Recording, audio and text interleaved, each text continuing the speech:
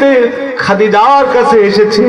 রাসূলুল্লাহর এই দৃশ্য দেখে খাদিজা চোখে পানি রাখতে পারলেন না, ভাঙা দিয়ে আহারে আমার দিনের নবীর রক্তগুলো মুছিয়ে দিচ্ছেন আর বলছেন, ইয়া রাসূলুল্লাহ, ইয়া হাবিবাল্লাহ, ওযু, যারা আপনার উপরে নির্যাতন চালিয়েছে, যে জমিনে আপনার রক্ত ঝরেছে, আমি মনে করি ওই জমিনে টুডিওয়ার টুমোরো, আজ হোক কাল হোক, আল্লাহর কোরআন প্রতিষ্ঠিত হবে।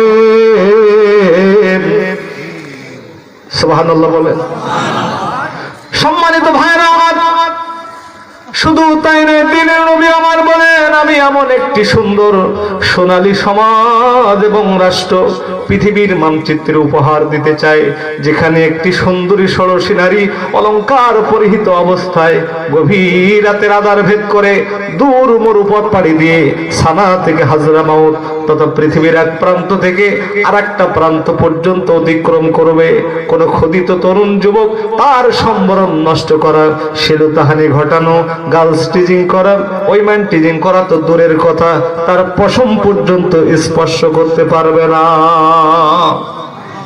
রাসূলুল্লাহ বলেন, আমি এমন একটি সুন্দর সোনালী সমাজ এবং রাষ্ট্রের স্বপ্ন যখনই দেখলাম, এইটা যখন আমি আরব ভূখণ্ডে পেশ করলাম, আরবের মানুষ আমাকে সহ্য করতে পারলো না, আরবের মানুষ এই বিষয়টা মেনে নিতে পারলো না।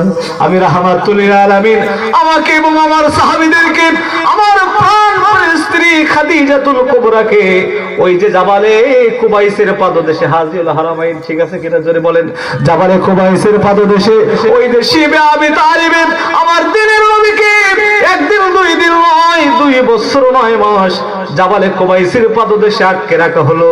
রাসূলুল্লাহ জেলখানার মধ্যে যখন ছিলেন, আমার দিনের নবী ওই জেলখানার বর্ণনা এভাবে দিচ্ছেন, শোনো তামাম পৃথিবীর উম্মত, ও দুনিয়ার মানুষ তোমরা শোনো, আমি রাসূলুল্লাহ যখন জাবালে কুবাইসের পাদদেশে জেলখানায় আটকে ছিলাম, খোদার যন্ত্রণায় আমি নবী পাথর বেঁধেছি, আমি রাহমাতুল লিল আলামিন খোদার যন্ত্রণায় বাবলা গাছের কাঁটা যুক্ত পাতাগুলো চিবিয়ে চিবিয়ে খেয়েছি।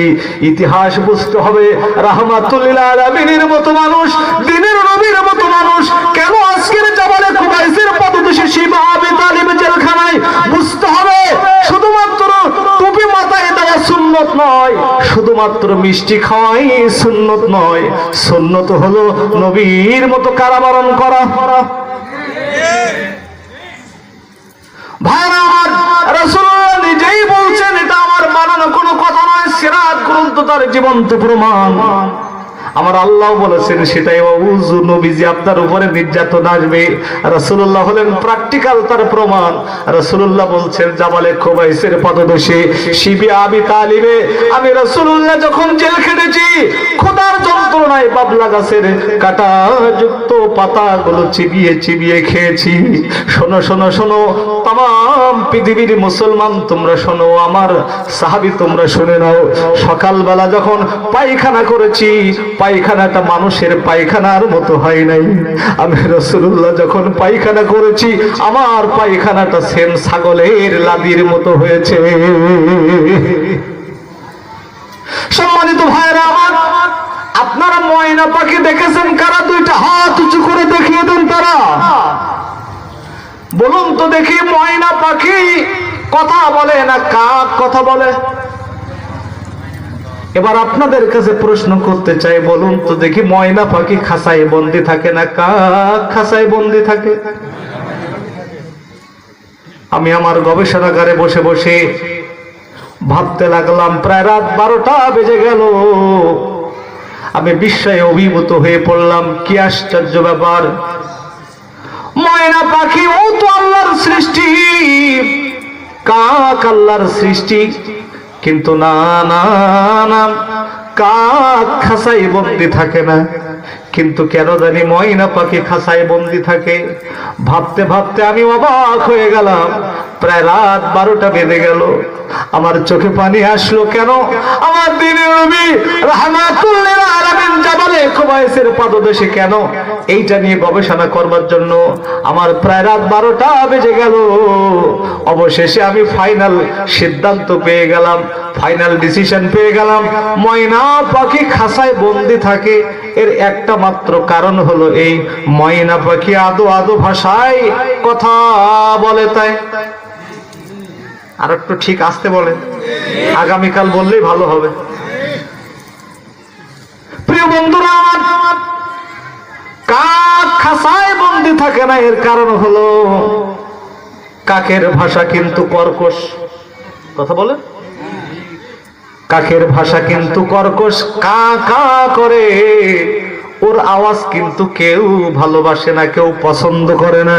কিন্তু ময়না পাখি খাঁচায় বন্দি থাকে এর একটা মাত্র কারণ হলো ময়না পাখি মিষ্টি মিষ্টি আওয়াজে সুললিত সুমধুর কণ্ঠে কথা বলে। তাই সুতরাং আমি ভাবলাম, আল্লাহ রাহমাতুল লিল আলামিন খাঁচায় বন্দি, রাহমাতুল লিল আলামিন জেলখানায় বন্দি জাবালে কুবাইসের পাদদেশে 2 বছর 9 মাসের একটা মাত্র কারণ।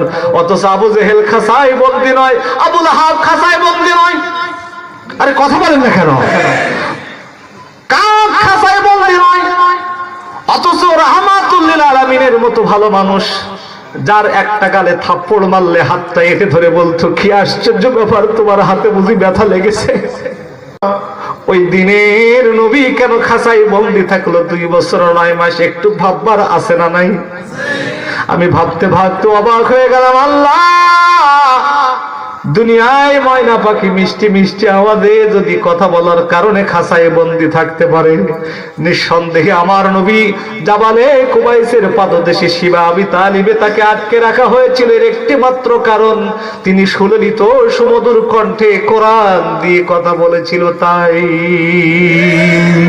কারণ সেদিন আবু জেহেল বুঝেছিল এ কোরআনের দাওয়াত যদি মোহাম্মদ সর্বস্তরে পৌঁছে দেয়, একদিন আমার ক্ষমতার চেয়ার থাকবে না ভাই।